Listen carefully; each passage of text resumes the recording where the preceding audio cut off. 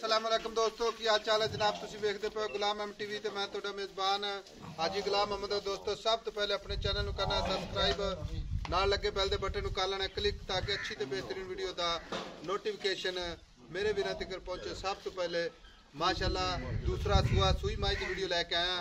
किन्ने दिन हो गए ने किन्नी कीमत है जनाब सारियां गल्लां मालिक तो साझे लैके देवांगे।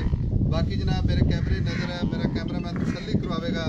माशाल्लाह बिल्कुल बरीक है जिवें जनाब रेशम का कपड़ा है खुट्टा पुट्ठा टाक मेरे कैमरे नज़र है। एक हड्डी माशाल्लाह बिल्कुल बरीक है जिवें जनाब रेशम का कपड़ा अल्लाह के फजलो करम दे नाल पूरियां माशाल्लाह बरीकियां पूछल है जनाब जिवें काना होंदा बिल्कुल पतली बरीक पूछल माशाल्लाह थब्बे दा वाना तुन्नी तो लैके सार तक रवाना। बाकी जनाब मेरे कैमरे नज़र है मेरे भरावां ने तसल्ली कर लेनी है। सोहना थान पूरा जनाब मुठ मुठ दा थान पूरी लोकेशन ते थान अल्लाह के फजलो करम दे नाल विखावन च इंशाल्लाह घाटा वाधा नहीं होएगा। बाकी मेरे भरावां ने इंशाल्लाह अपने निगाहां नाल तसल्ली कर लेनी है। खूबसूरत एक हड्डी दी माशाल्लाह पुट्ठा जनाब हड्डी कैमरे नज़र है। बाकी जनाब चोटी अगों बिल्कुल पतली पिछों जनाब चौड़ी ये मेरे कैमरे नज़र है। माशाल्लाह चोटी जनाब दूसरा सुहा सुई है। किन्ने दिन हो गए ने सारियां गल्लां जनाब मालिक तो सांझे लैके देवांगे। सोहना थान माशाल्लाह पूरा जनाब मुठ मुठ दा थान विरला ते थान बिल्कुल बरीक है जिवें जनाब टिशू पेपर है। चोटी दी माशाल्लाह कन्नी बड़ी लम्मी ते बरीक कन्नी माशाल्लाह सोहना सिंह माशाल्लाह। बाकी जनाब कद ते लाम मेरे कैमरे नज़र है कद चंगा लाम चंगी माशाल्लाह चारे खोर इको जिहा जिवें जनाब प्याले तुन्नी कौड़ी तो साफ पशम है जनाब पूरी अल्लाह के फजलो करम दे नाल कद चंगा लाम चंगी सफेद मत्था। बाकी जनाब कट काली मझ माशाल्लाह नस्ल जात कैमरे नज़र है। बाकी जो हिसाब किताब है सारियां गल्लां जनाब मालिक तो सांझे लैके देवांगे। लो लाला जी सलाम अलैकुम। वालेकुम सलाम। लाला जी मझ विखा दी सब तो पहले दसना कि मझ अपनी किनवा सुआ सुई है? दूसरा सुआ सुई है। ये दूसरा सुआ सुई ते कितने दिन हो गए जनाब? इन हो गया 5 दिन हो गए। 5 दिन हो गए ते वीर मेरा थणा दे विच कोई घाटा वाधा गंढ मरोड़ी छट्टा फुहारा? भाई साहब कोई छट्टा फुहारा नहीं गा दे विच इन्नी पोली है जिन्ने कदी नहीं ना मझ चोई वो भी बंदा मझ चो सकदा।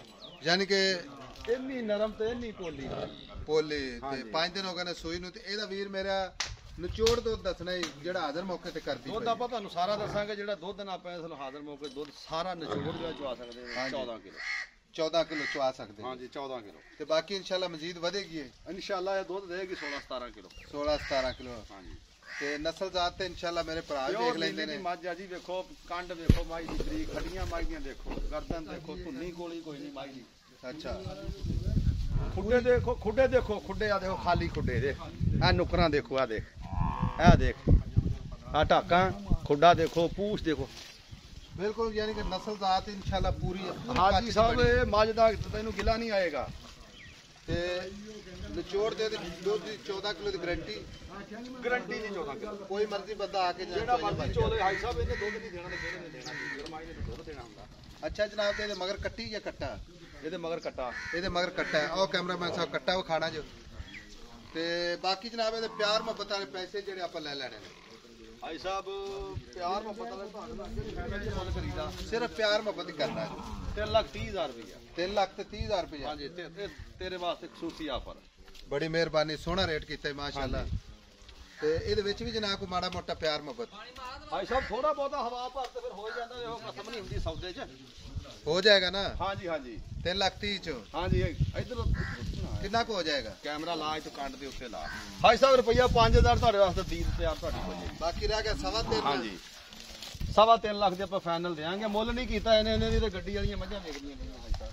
ठीक हो गया तेन माड़ा ना पैड़ी खोल के ना टोर लो जनाब माशाल्लाह मकूर रेट 3.5 लाख रुपया ते विच प्यार मोहब्बत हाजिर मौके ते जनाब 14 लीटर की गारंटी है। बाकी अल्लाह के फजलो करम दे नाल इंशाल्लाह